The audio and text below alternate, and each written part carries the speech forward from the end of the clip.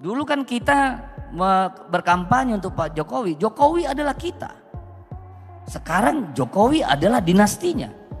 Jokowi adalah keluarganya, kepentingannya. Sombong banget. Realitanya pada hari ini Pak Jokowi menggunakan seluruh kekuasaan yang ada pada dia untuk mencapai tujuan-tujuan politik dan kepentingan pribadinya.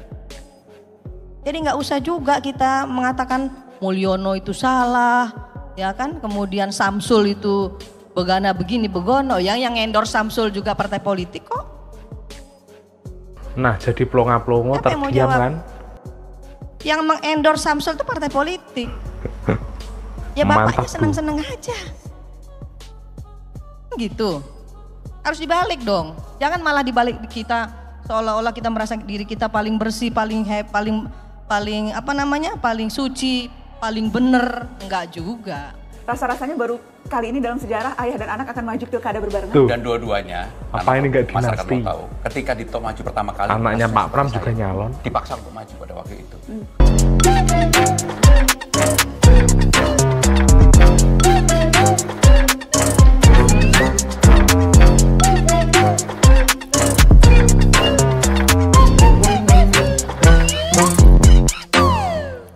Bismillahirrahmanirrahim. Assalamualaikum warahmatullahi wabarakatuh. Shalom, Om Swastiastu, Namo Buddhaya, salam kebajikan.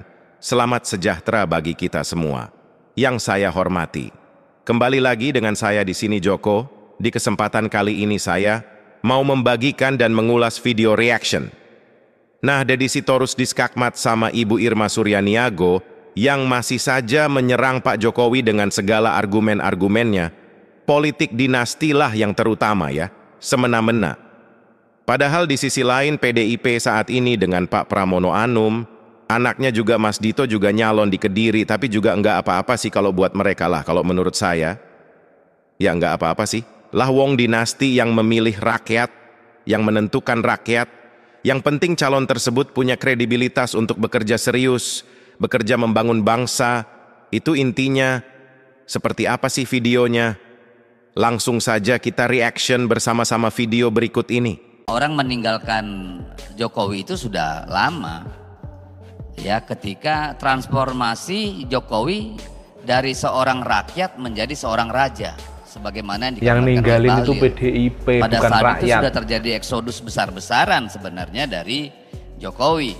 Ya, misalnya dimulai dengan PD Perjuangan, lalu diteruskan dengan banyak sekali kaum terdidik, para profesor, intelektual kampus, para aktivis, itu semua sudah meninggalkan yang namanya Jokowi yang sekarang hari-hari ini keren dengan sebutan lain gitu.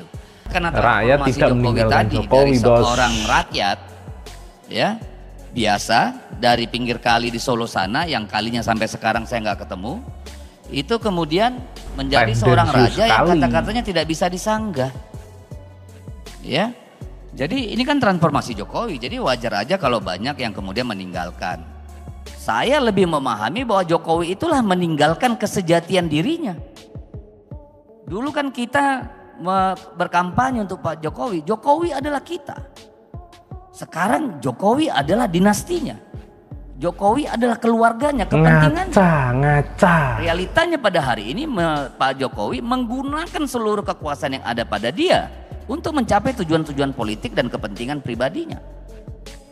Saya kira apa yang disampaikan Pak Jokowi di Kongres Nasdem kemarin adalah sesuatu yang sunatullah. Gak perlu diributin juga kali. Kenapa kita jadi cemen, cildis? Begitu aja dikomentari. Emang gitu. Cemen Bu itu. Kapan Indonesia ini akan jadi negara hebat kalau hal-hal kecil aja masih dipersoalkan? Kenapa kita nggak persoalkan hal-hal yang besar? Persatuan dan kesatuan bangsa kita. Yang penting nyerang Jokowi itu. Indonesia ini akan menjadi negara besar. Kenapa hal-hal bau ketek lah yang diomongin? Aduh, saya sampai seperti orang gak terdidik. Saya ngelihatnya jadi apa ya? Jadi ini kok bangsa ini udah jadi bangsa barbar gitu yang nggak punya etika. Hal-hal kecil loh, hal-hal yang nggak pantas itu diomongin, didiskusikan. Dinyinyirin. Itu benar-benar bukan orang yang punya pendidikan yang bisa membawa bangsa ini ke depan menjadi lebih baik. Tidak ada orang yang sempurna, pasti juga banyak kesalahan. Setuju. Kritisi penting. Saya selalu menyampaikan begini. Pemerintah yang terlalu absolut pasti dia diktator. Tapi oposisi yang tidak negarawan, yang tidak nasionalis, pasti juga destruktif. Karena semuanya nanti apapun yang dibuat oleh pemerintah karena mereka oposisi, salah. Pasti semuanya ditolak. Semua dikatakan tidak baik. Betul. Dan itu selalu terjadi di Indonesia. Makanya kemarin waktu saya diundang di FISIP UI, saya bilang kesalahan demi kesalahan yang terjadi di Republik ini, yang harus bertanggung jawab siapa? Partai politik. Betul. Karena partai politiknya pragmatis semua. Kalau partai politiknya nggak pragmatis, nggak mungkin bisa disandera. Jadi nggak usah juga kita mengatakan Mulyono itu salah, ya kan? Kemudian Samsul itu begana begini begono. Yang endorse Samsul juga partai politik kok. Siapa yang mau jawab? Yang mengendorse Samsul itu partai politik. PDI dulu.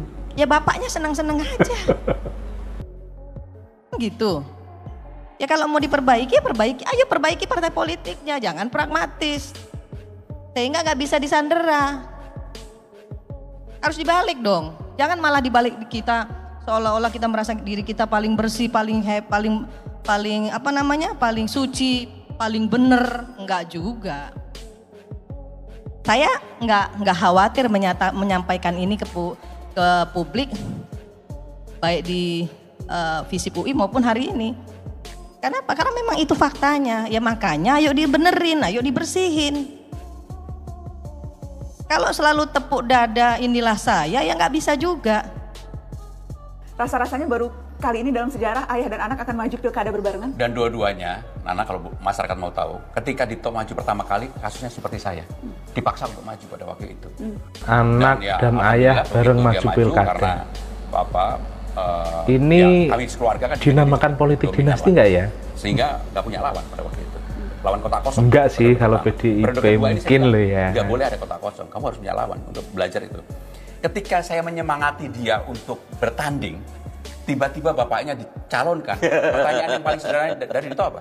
Dad, Bapak kan bertanggung jawab. Bapak meminta saya nggak boleh mengutip sesen pun. Artinya Bapak masih bertanggung jawab nggak untuk saya maju ini? Saya bilang sama dia, Kak, Bapakmu bertanggung jawab, kamu fight aja. Kan ya sekarang untuk biaya kan ada, nggak gratisan. Itu saya sampaikan ke Dito dan saya sampaikan ke Bu Mega ketika Ibu meminta saya. Ibu bilang apa? Pram, Dito saya yang bayarin, kamu jangan pikirin. Ya nggak mungkin masa Bu Mega mau bayarin Dito. Tetapi, Nana sekali lagi, ini juga peristiwa yang tidak gampang dalam keluarga kami. Dito maju, saya tidak ada persiapan untuk maju dan harus maju. Bagaimanapun sekarang saya bertanggung jawab untuk fight. Ya kita ya udah, bismillah. Kita sudah lihat videonya, saudara. Bu Irma hebat bisa membungkam mulut sampah yang suka fitnah BPK Presiden. Deddy Sitorus, PDIP tahun 2014 sampai 2023 kalian ngapain? Begitu Pilpres hanya 16% koar-koar jelekin Pak Jokowi dan keluarganya. Rakyat bisa menilai kualitas PDIP. Jangan salahkan kalau kader dan rakyat meninggalkanmu. Pak Jokowi adalah presiden terbaik yang pernah ada dalam sejarah negeri ini. Beliau sangat visioner, merakyat dan rendah hati. Beliau rela dihujat-hujat, tapi tetap sabar dan tersenyum.